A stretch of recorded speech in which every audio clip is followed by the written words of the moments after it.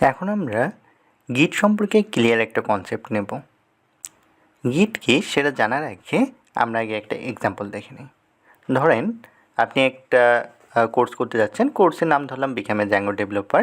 এই কোর্সটার ফি অবভিয়াসলি একটা থাকবে, ধরলাম এই কোর্স ফি হচ্ছে ৬,০০০ টাকা। তো আমরা দেখে থাকি যে জেনারেলি কোর্সগুলোতে আমরা ইনস্টলমেন্টে পেমেন্ট করে থাকি। সো এখানে ধরলাম সেম সিনট্যাক্সটা, ধরেন আপনি ফার্স্ট পেমেন্ট যখন করলেন, ফার্স্ট পেমেন্টে আপনি দিলেন 60%, তাহলে আপনাকে আরও কত পার্সেন্ট পেমেন্ট করতে হবে? আপনাকে আরও 40% পেমেন্ট করতে হচ্ছে।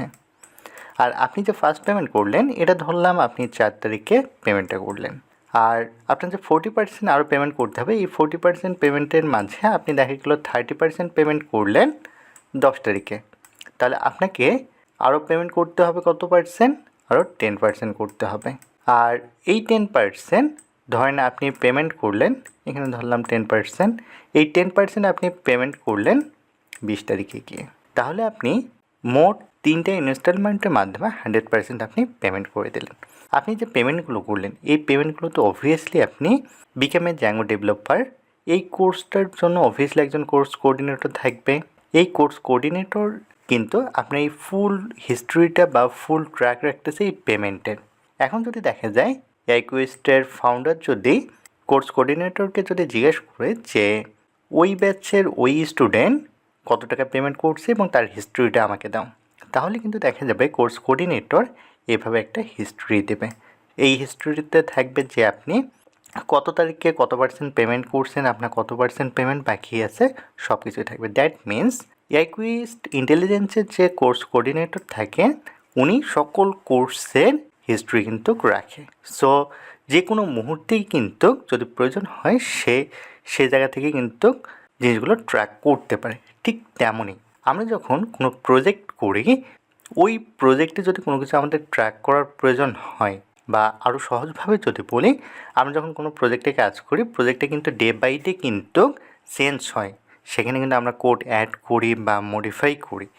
তো আমাদের কোডের মাধ্যমে মাঝে যে চেঞ্জগুলো হলো, এই কোডের চেঞ্জগুলো ট্র্যাক রাখার জন্য ইউজ করা হয় গিট। তাহলে গিট কি? গিট হচ্ছে একটা টুল, এই টুলের মাধ্যমে আমাদের প্রজেক্টের কোডে যে চেঞ্জগুলো হয় এই চেঞ্জগুলো ট্র্যাক রাখা হয়। তো আশা করি বুঝতে পেরেছেন। এখন কোশ্চেন হচ্ছে গিট কেন আমরা ইউজ করবো বা গিট জানার রিজন কি? গিট জানার অন্যতম রিজন হচ্ছে গিট পপুলার। শুধু বাংলাদেশ না, পৃথিবীর সকল দেশেই গিট ইউজ করা হয়।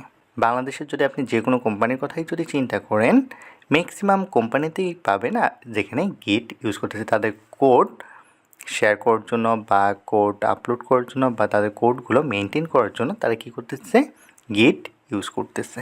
এটা কি ফ্রি অ্যান্ড ওপেন সোর্স, এখানে আপনাকে কোনো টাকা পে করতে হবে না বা এটা ইউজ করার জন্য আপনার কোনো খরচ হবে না। এটা fast and scalable, that means এটা ছোটো বড়ো যে কোনো প্রজেক্টের ক্ষেত্রেই প্রযোজ্য। আপনি অনায়াসেই সকল ধরনের প্রজেক্টেই গিট ইউজ করতে পারবেন। তাহলে এখানে আমরা সাধারণ কয়েকটা আমরা রিজন দেখলাম।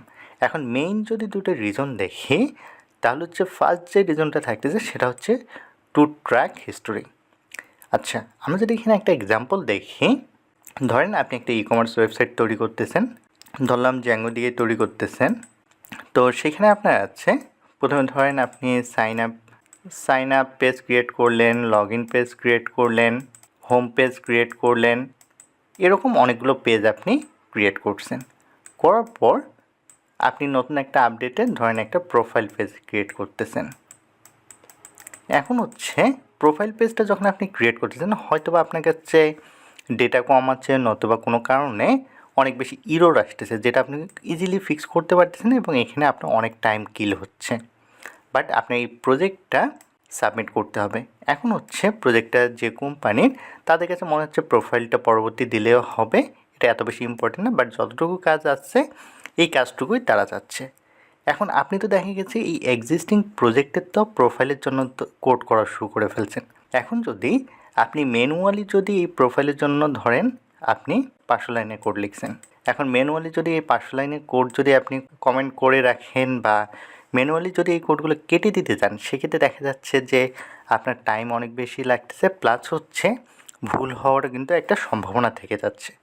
তাহলে এক্ষেত্রে যদি দেখা যায় একটা অটোমেশন টুল যদি ইউজ করা হয়, এক্ষেত্রে কিন্তু আমাদের কাজও অনেক ইজি হবে এবং টাইমও আমাদের অনেক সেভ হবে। আর এই অটোমেশন টুলটাই হচ্ছে আমাদের এক্স্যাক্টলি গিট। আমরা যখন গিট ইউজ করব তখন দেখা যাবে যে আমরা এই যে এক্সিস্টিং বা প্রিভিয়াস যে প্রজেক্টটা ছিল, প্রিভিয়াস প্রজেক্টের কোড এই জায়গা থেকে ছিল, নতুন আমরা মডিফাই করছি প্রোফাইলের জন্য এই কোডটুকু। এখন আমরা যখন গিট ইউজ করছি তখন কি বলছি, গিট হচ্ছে একটা ভার্সন কন্ট্রোল সিস্টেম। সে আমার প্রিভিয়াস ভার্সনটাও কিন্তু সে সেভ করে রাখছে। তাহলে আমি চাইলে কিন্তু ইজিলি কিন্তু এই যে প্রিভিয়াস ভার্সনে কিন্তু ব্যাক করে এই কোডটা নিয়ে আমি কাজ করতে পারবো। তাহলে দেখা যাবে যে আমি ইজিলি কিন্তু এই কোডটা কিন্তু আমি বাদ দিতে পারছি। সো এটা অন্যতম একটা রিজন। আফটার দ্যাট আমরা যদি দেখি কোলাবোরেট, তো আমরা যখন দেখা যায় যে কোম্পানিতে কাজ করি তখন দেখা যাচ্ছে যে একটা করে প্রজেক্টে টিম ওয়াইজ কাজ করা হয়। সেখানে 5 জন হতে পারে, 10 জন হতে পারে বা এর থেকেও বেশি হতে পারে। এখন হচ্ছে কোন টিম মেম্বার কোন পার্ট নিয়ে কাজ করতেছে বা কার আপডেটেড কোড কোনটুকু, এই জিনিসগুলো ট্র্যাক রাখার জন্য বা কোড যাতে ওভাররাইট না হয় বা ওভাররাইট হলেও যাতে আমরা এটা সলভ করতে পারি, এরকম কেসগুলোতে আমরা কিন্তু দেখা যাচ্ছে গিট ইউজ করতেছি।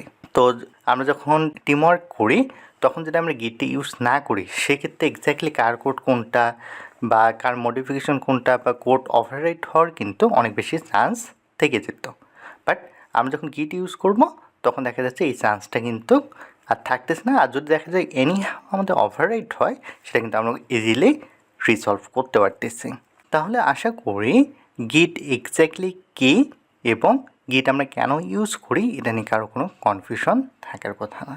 তারপরে যদি কারো কোনো কনফিউশন থাকে তাহলে ভিডিও ডিসক্রিপশন বক্সে গ্রুপ লিঙ্ক দেওয়া থাকবে, সেখানে জানালে বা ভিডিও ডিসক্রিপশন বক্সে কমেন্টে কমেন্ট করলেই অ্যান্সার পেয়ে যাবেন। ওকে, এখন যদি আমরা দেখি GitHub তাহলে কি।